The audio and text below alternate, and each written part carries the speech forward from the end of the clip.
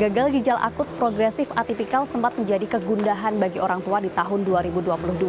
Awalnya bermula pada saat adanya ledakan kasus di Gambia, Afrika Barat yang menyebabkan puluhan jiwa anak-anak ini meninggal dunia. Setelah ditelusuri, penyebabnya adalah penggunaan obat sirup pada anak yang berasal dari India. WHO juga menemukan adanya kandungan dietilen glikol dan juga etilen glikol pada dosis yang tidak wajar sehingga membahayakan penggunanya. Indonesia juga terkena imbas, Good People. Hingga November kemarin terdapat 324 kasus, yang mana 195 diantaranya meninggal dunia.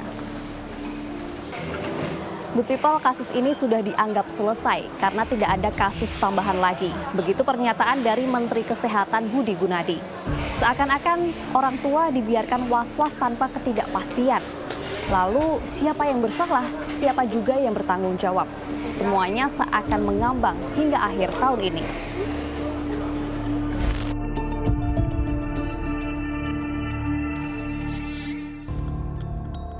Tidak mendapatkan kepuasan, akhirnya masyarakat pun melayangkan gugatan. Seperti komunitas konsumen Indonesia yang merasa BPOM lalai sehingga menyebabkan korban jiwa. Begitu pula sekelompok keluarga korban yang terdiri dari 42 orang tua yang melakukan gugatan action class terhadap 7 pihak. Mereka adalah Kementerian Kesehatan, Badan POM, Kementerian Perindustrian, Kementerian Perdagangan, dan juga 3 perusahaan farmasi. Seakan-akan tidak ingin disalahkan, Ketua BPOM Penny Lotto menyatakan bahwa merupakan langkah yang salah jika menggugat lembaganya. Ia merasa kelalaian berada di perusahaan farmasi dan bukan pada lembaganya yang seharusnya juga ikut serta mengawasi. Hingga akhir tahun ini kasus ini masih sisakan tanya. Di antaranya bagaimana ke depan saat faktanya yang telah tersertifikasi dan teruji resmi oleh lembaga yang bertanggung jawab pun tak bisa bertanggung jawab. Dalam konteks hak asasi manusia, dikatakan bahwa hak anak untuk mendapatkan kesehatan itu harus dijamin oleh undang-undang.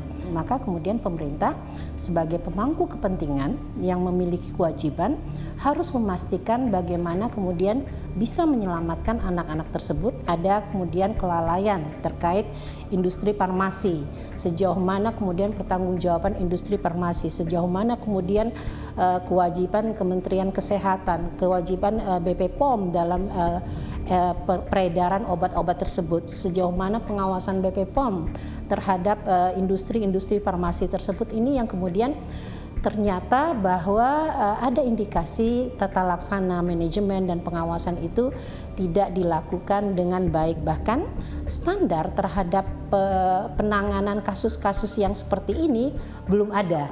Lantas kepada siapa bisa percaya jika lembaga terkait saja nyatanya masih bisa kecolongan?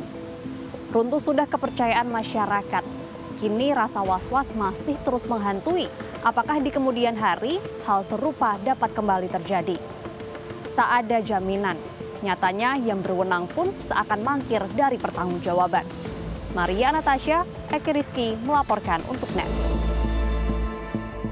Bukan hanya musim hujan, tapi musim durian juga nih Good People. Ini dia durian Gandaria khas Pelabuhan Ratu. Usai jeda tetap di Fakta 62.